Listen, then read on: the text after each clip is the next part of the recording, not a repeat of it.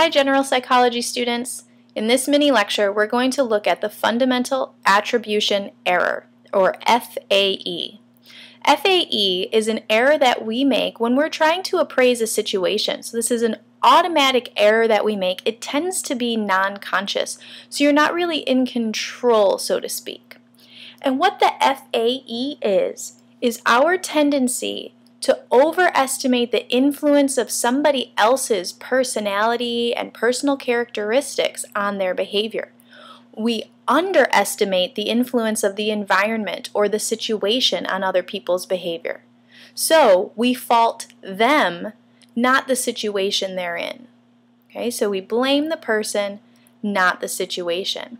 The flip is true for us. We are very aware of environmental influences on us, so we blame situations and not ourselves. We fault the environment, not us.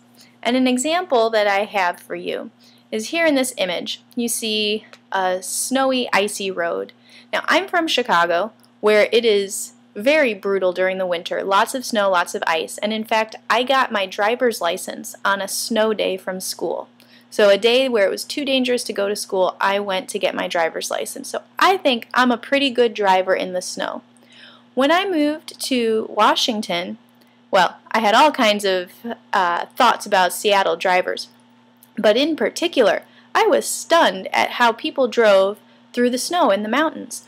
I just thought, wow, nobody really knows how to handle a slightly slippery condition.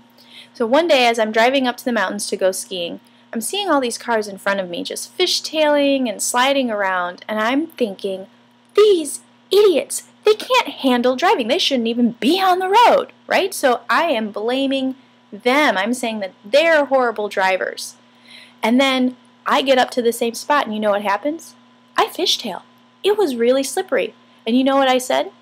Wow, damn, there's ice on the road. So it's exactly the FAE, where when it's happening to somebody else, I blame them. I think it's a personal flaw. When it happens to me, I'm very aware of the situation. We've got a few studies that highlight the FAE, and this one is the Castro study. If you note the year, it's 1967. So at this time, there's a lot of political discussion about Cuba and Fidel Castro's communist regime there. And in this study, debaters were brought into, let's say, a classroom of participants, so students just like yourselves. And in front of the students, the debaters were randomly assigned to either argue for Fidel Castro and his positions or argue against him. So the participants knew that the debaters were assigned those positions. They were assigned their roles. And then after the debate, the participants had to rate whether or not those debaters actually held the beliefs of what they were talking about. And logically, in common sense, we should say we really don't know because we saw them get their roles, right? We have no idea what their true beliefs are. But greater than 40% of the participants thought that they really did believe what he or she was saying. So that's an example of the FAE, in that they were attributing the debate to personal characteristics, not the situation. Now we can see the flip in the FAE, so not just when we fail or have a mistake. We also tend to overestimate our personal characteristics when we succeed. And we overestimate the situation when we fail. So when we get A's, we might say, wow, I totally studied, I really get this, I'm so smart, this should be my major, any of those kinds of things. If we fail or do worse, what do we say? That teacher's unfair, that was the hardest test, that didn't make any sense, right? We rarely will say things like, oh, I should have studied more, or I guess I'm not putting in enough effort. And this is one of my favorite studies to talk about. So this is an attraction study really trying to highlight the FAE. In this study, female research assistants talked to heterosexual male participants. And the research assistants were assigned to either tell these males something positive or something negative. So they'd get positive feedback like, you seem to be really kind and outgoing and entertaining. And then the negative would be you seem very withdrawn, like it's hard for you to make friends, and like you have a difficult time succeeding.